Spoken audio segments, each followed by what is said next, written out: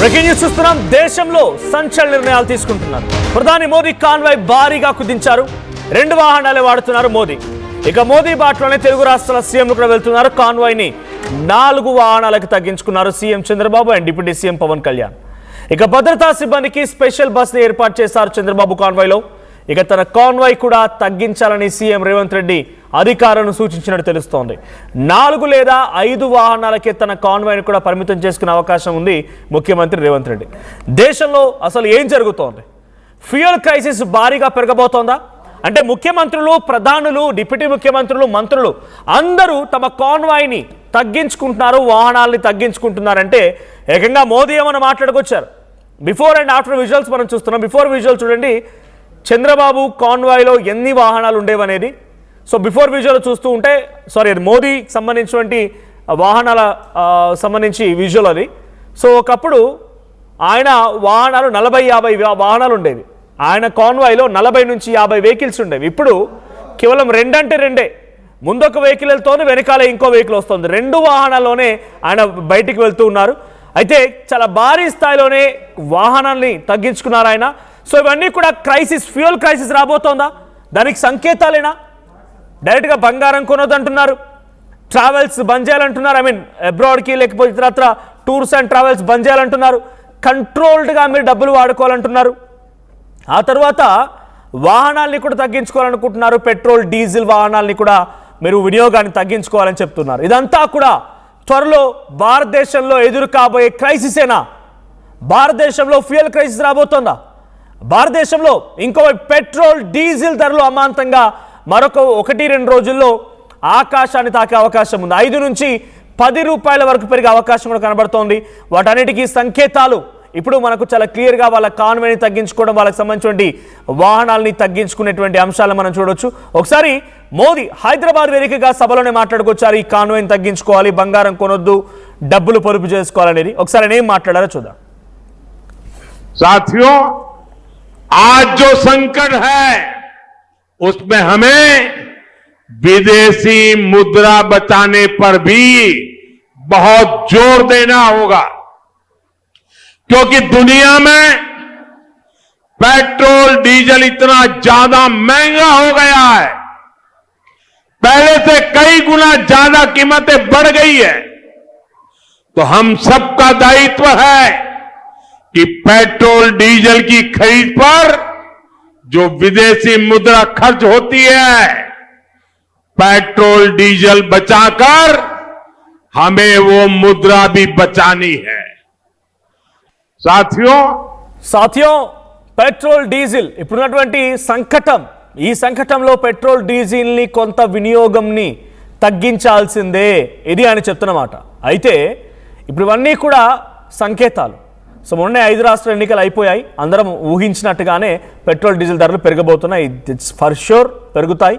కానీ ఒకవేళ ఆ వ్యతిరేకతని ఎదుర్కోవాలన్నా, లేదు ఒకరికి చెప్పే ముందు డెఫినెట్గా మనం కూడా పాటించాలనే సిద్ధాంతం ఉంటుంది. కాబట్టి ఆ రకంగా మోదీ కూడా పాటిస్తున్నారు. అందుకే ఆయన పెట్రోల్, డీజిల్ ధరని పెంచబోతున్న తరుణంలో ఒక్కసారిగా ఈ రకంగా ఆయన కాన్వాయ్ని తగ్గించేశారు. మనం విజువల్ చూస్తున్నాం. ఇంకోవైపు రేవంత్ రెడ్డికి సంబంధించి విజువల్ కనబడుతోంది. రేవంత్ రెడ్డి కూడా తమ కాన్వాయ్ని తగ్గించుకోవాలని నిర్ణయించినట్టు తెలుస్తోంది. 4 వాహనాలకి పరిమితం చేయాలనుకుంటున్నారు. అటు ఇప్పటికే ఏపీ సీఎం చంద్రబాబు కూడా తన వాహనాల్ని, కాన్వాయ్ని 4 వరకే పరిమితం చేసుకున్నారు. డిప్యూటీ సీఎం కూడా 4 వాహనాలనే వాడుతున్నారు. మరికొంతమంది మంత్రులు కూడా ఇప్పటికే తగ్గించుకున్నట్టు తెలుస్తోంది. ఏదేం జరిగినా ఈ స్థాయిలో క్రైసిస్ వస్తుందా అనే అనుమానాలు రావడానికి ప్రధాన కారణం వాళ్ళ కాన్వాయ్ని తగ్గించుకోవడం, వాళ్ళ యొక్క వాహనాన్ని, కాన్వాయ్ సంఖ్యను తగ్గించుకోవడంతో ఇది డెఫినెట్గా కన్ఫర్మ్ అయినట్టుగా అంతా భావిస్తున్నారు. సో ఒకసారి మా ప్రతినిధి కృష్ణమోహన్ సిద్ధంగా ఉన్నారు. కృష్ణమోహన్, ప్రధాని, ముఖ్యమంత్రులు, మంత్రులు అంతా తమ కాన్వాయ్లోని వెహికల్స్ తగ్గించుకుంటున్నారు. ఇది ముమ్మాటికి క్రైసిస్ ఉందనేటువంటి సంకేతం ఇస్తోంది. దీంతో పాటుగా పెట్రోల్, డీజిల్ ధరలు పెరగబోతున్నాయి రకం కూడా అర్థమవుతోంది. ఏంటి ఈ తగ్గించుకోవడం అనేది? చాలామంది అఫ్కోర్స్ అటు ప్రతిపక్షమైనటువంటి కాంగ్రెస్ కానీ ఇతరత్ర పార్టీ కూడా ఇదంతా ఒక పిఆర్ స్టంట్ అని చెప్తూ ఉంటాయి. సో ఇది పిఆర్ స్టంటా, నిజంగానే క్రైసిస్ ఉందా? మరి ప్రధానమంత్రి, ముఖ్యమంత్రులకే అందుబాటులో ఉన్నటువంటి ఫ్యూయల్ సామాన్య ప్రజలకు ఎలా అందుబాటులోకి వస్తుంది? ఈ క్రైసిస్ ఎలా ఓవర్కమ్ చేయబోతోంది? డెఫినెట్ గా ఇది ఒక పెద్ద క్రైసిస్ లాగే కనపడుతుంది. రాబోయే రోజుల్లో భారతదేశంలో ఒక ఎకానమికల్ గా కావచ్చు, లేకపోతే ఈ డీజిల్ పెట్రోల్ ధరకు సంబంధించిన ఆహారం కావచ్చు, నిన్న బంగారానికి సంబంధించిన జిఎస్టీ పెంచడం కావచ్చు, ప్రధాని స్వయంగా చెప్పడం బంగారం కొనొద్దు అని చెప్పడం, తర్వాత తన కాన్వాయ్ని ఓన్లీ 4 వాహనాలకి తగ్గించుకోవడం, తర్వాత దాన్ని ఫాలో అవుతూ ముఖ్యమంత్రులు, మంత్రులు అందరూ కూడా కాన్వాయ్ని తగ్గించుకోవడం, పెట్రోల్ ఇవన్నీ అంటే కొంత 50 రోజులు చాలా బ్యాడ్ గా ఉండబోతున్నాయనే ఒక ఇండికేషన్ ని ప్రధానమంత్రితో సహా అందరూ ఇవ్వబోతున్నారు. అది చాలా కీలకమైన అంశంగా మారబోతుంది. మనం క్యాజువల్ గా ఏదో ఇది ఒక స్టెంట్ అనుకోవచ్చు, లేకపోతే స్టెంట్ అనుకోవచ్చు అని కాదు. అసలు వాస్తవ పరిస్థితులే భారతదేశ పరిస్థితులు కేవలం ఒక రాష్ట్రానికి ఇంకో రాష్ట్రానికి సంబంధించిన వ్యవహారం కాదు. మొత్తం పరిస్థితులు తారుమారు కాబోతున్నాయి అనే ఇండికేషన్స్ క్లియర్ గా కనపడుతున్నాయి. ఎక్కడికక్కడ మన కానీ చూసుకుంటే నిన్న మోడీ చేసిన ఒక్క ప్రకటనతోనే మొత్తం వ్యాపార వర్గాలు మొత్తం కూడా స్తంభించిపోయాయి. ఒక్కసారిగా షేర్ మార్కెట్ మొత్తం కూడా దాదాపుగా 1,60,000 కోట్ల రూపాయలు ఒక్కసారిగా కుదేలన్నాయి. సో ఇటువంటి సిచ్యువేషన్స్ కొంత డేంజర్ బెల్స్ ని మోగిస్తున్నాయి.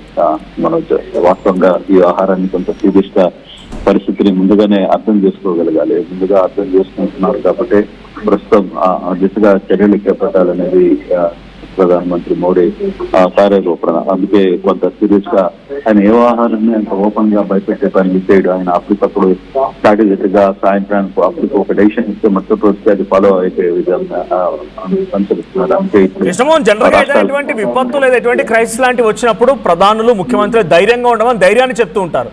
పబ్లిక్ లో ఒక మోటివేషన్ క్రియేట్ చేస్తూ ఉంటారు.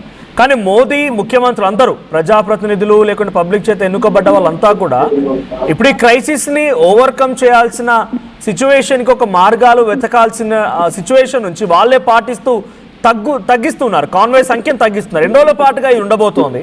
మోదీ 2 వాహనాల్లో వెళ్తున్నారు. ఈ 2 వాహనాల ప్రక్రియ ఎప్పటికీ పర్మనెంట్ గా ఉంటుందా? అంటే ఈ క్రైసిస్ ఓవర్కమ్ చేసేటువంటి ప్రయత్నం ఏది లేదంటారా? అంటే ఇంకొక 1 సంవత్సరం రోజుల పాటు ఇటువంటి పరిస్థితులు ఉండే పరిస్థితి అయితే ఉంది. మోడీ 2 వాహనాలు 4 వాహనాలను పోతున్నారు. చంద్రబాబు 11 వాహనాల నుంచి 4 వాహనాలకి ఆయన కూడా తగ్గించుకున్నారు. మంత్రులు ఆంధ్రప్రదేశ్ లో మంత్రులు నారా లోకేష్ అయితే కేవలం 1 వాహనంతోనే వెళ్ళిన పరిస్థితి. సో పవన్ కళ్యాణ్ 3 వాహనాలకి వచ్చారు. అంటే ఇవన్నీ కూడా కొంత క్రైసిస్ కి ఇండికేషన్స్ ఇస్తున్నారు. అరే బాబు, రాబోయే పరిస్థితులు కొంత గట్టిగా ఉంటే మనం కూడా పబ్లిక్ కూడా మారాలి, పబ్లిక్ కూడా కొంత ఆలోచన ధోరణి. ఎందుకంటే నాయకులే ముందు దాన్ని ఫాలో అయితే పబ్లిక్ కూడా ఫాలో కావడానికి ఈజీగా ఉంటుంది అనే ఒక మెథడాలజీ మీద ఆధారపడుతున్నారు. ఆ దిశగానే ముందుకు వెళ్ళాలని ఒక ఆలోచన చేస్తున్నారు. సో ఇప్పుడు మనం వ్యవహారాన్ని సీరియస్ గా చూసుకుంటే రాబోయే రోజుల్లో ఎలా ఉండబోతున్నాయి అంటే ఇది కేవలం 1 రోజు 2 రోజుల సంగతి కాదు. రాబోయే రోజులు అంతా కూడా ఇంటే ఉండబోతున్నాయి అనేది ఆల్మోస్ట్ రాబోయే 2 సంవత్సరాలు కొంత గడ్డు పరిస్థితిని ఎదుర్కోవాల్సిన పరిస్థితి. పశ్చిమ దేశాల వార్ ఎఫెక్ట్ ఇండియా మీద చాలా భారీగా పడిపోతుంది. మొన్నటి దాకా పెట్రోల్ పెరుగుతోంది అనే ఒక అంచనా, అంటే అదేం లేదు, జరగదు అన్నారు. కానీ ఇప్పుడు పూర్తిగా కూడా పెరిగే పరిస్థితి కనపడుతుంది. పెట్రోల్ షార్టేజ్ అవుతుంది, పెట్రోల్ కూడా ధరలు పెరిగే పరిస్థితి. ఇప్పుడు బంగారు రేట్లు ఎట్లా పెరిగాయి, పెంచారు. సేమ్ అదేవిధంగా పెట్రోల్ కి సంబంధించిన వ్యవహారంలో కూడా దాదాపుగా 150 రూపాయలు అయ్యే పరిస్థితి ఉంది అని చెప్పి టైలర్స్ అంచనా వేస్తున్నారు. సో ఇవన్నీ కూడా కొంత పబ్లిక్ మీద అంటే సామాన్యుడికి వచ్చే ఆదాయం ఏం పెరగట్లేదు, ఆదాయ వనరులు పెరగట్లేదు. కానీ పెట్రోల్ రేట్లు మాత్రం విపరీతంగా పెరుగుతున్నాయి. దాని ఇంపాక్ట్ బటన్ పబ్లిక్ మీద పడిపోతుంది. దాన్ని ఎంత వరకు దీన్ని భరించాలి, ఎంత దూరం భరించాల్సి వస్తుంది అనే ఆందోళన ప్రజల్లో కూడా వ్యక్తమవుతున్న పరిస్థితి. రాబోయే రోజుల్లో ఏంటి అసలు వాహనాలని కార్లు బయటికి తీయాలా వద్దా అన్న పరిస్థితి కూడా వచ్చే అవకాశం ఉంటుంది. తప్పదు ఓవర్కమ్ చేయాలి. ఓవర్కమ్ అయ్యేంత వరకు కొంత ప్రభుత్వాలు ఏం నిర్ణయాలు తీసుకోబోతున్నాయని కూడా చూడాల్సిన పరిస్థితి అయితే స్పష్టంగా కనపడుతుంది. Right, thank you Krishnamohan. So మొత్తంగా దేశంలో ఇప్పుడు ఫ్యూయల్ క్రైసిస్ సంబంధించి ఆనవాళ్ళు మనకు కనబడుతున్నాయి. మన విజువల్లో చూడొచ్చు, పైన ఫస్ట్ రైట్ సైడ్ బాక్స్ మీకు కనబడుతోంది మోదీ. ఆ 2 కార్లు మాత్రమే ఆయన వెళ్తూ ఉన్నారు. 2 కార్లు మాత్రమే వినియోగిస్తారు. మరి ఎన్ని రోజుల పాటుగా జరుగుతుందో, ఈయన పిఆర్ స్టంట్ ఎన్ని రోజుల పాటుగా కొనసాగుతాయో చూడాలి అనేది ప్రతిపక్షమైనటువంటి కాంగ్రెస్ వాదన. ఇంకోవైపు Chandrababu and deputy CM Pawan Kalyan 2 కాన్వాయ్లు మీరు చూస్తున్నారు. లాస్ట్లో మీకు కనిపించేది చంద్రబాబుకు సంబంధించిన కాన్వాయ్. 4 వాహనాలకే తన కాన్వాయ్ని పరిమితం చేసుకున్నారు. ఇటు పవన్ కళ్యాణ్ కూడా కేవలం 3 కార్లకే తన కాన్వాయ్ని పరిమితం చేసుకున్నారు. 3 కార్లు మాత్రమే వెళ్తున్నాయి. ఆ విజువల్ మనం చూడొచ్చు. Yes, so 4 vehicles, so Pawan Kalyan 4, Chandrababu 4, అటు మోదీ మాత్రం 2 కార్లలో వెళ్తున్నారు. ఈ దిశగానే అటు రేవంత్ రెడ్డి కూడా ప్రయత్నం చేస్తున్నారు. రేవంత్ రెడ్డి కూడా తన కాన్వాయ్ సంఖ్యని 2 లేదా 4కు పరిమితం చేసుకోవాలంటే ఆయన కూడా ఆలోచిస్తున్నట్టు తెలుస్తోంది. అయితే కానీ జనరల్గా క్రైసిస్ వచ్చినప్పుడు దాని నుంచి ఓవర్కమ్ చేయడానికో లేకుంటే ఎలా మనం రిట్రైవ్ అవ్వాలి అని చెప్పే దానిపైన సూచనలు సలహాలు ఇచ్చేటువంటి స్థానంలో ఉన్న వ్యక్తులే ఈ రకంగా తగ్గించుకొని వెళ్తున్నారు. పబ్లిక్ కూడా ఆ రకంగానే మోటివేట్ అవుతారని రకంగా వాళ్ళు భావిస్తుంటున్నారు. కానీ డెఫినెట్గా ప్రతిదానికి ఫ్యూయల్ అనేది ఇంకా ఉంటుంది. ఇప్పుడు 2 వాహనాలు వాడినంత మాత్రాన రేపటి రోజున గుజరాత్ నుంచి మనకు ఎక్కువగా టెక్స్టైల్స్ వస్తూ ఉంటాయి, గుజరాత్ ఆ ప్రాంతం నుంచి. సో అక్కడ నుంచి టెక్స్టైల్ వచ్చేది అయితే మనకు బై గూడ్స్ ఆర్ ఎనీ కంటైనర్లా వస్తూ ఉంటాయి. ఆ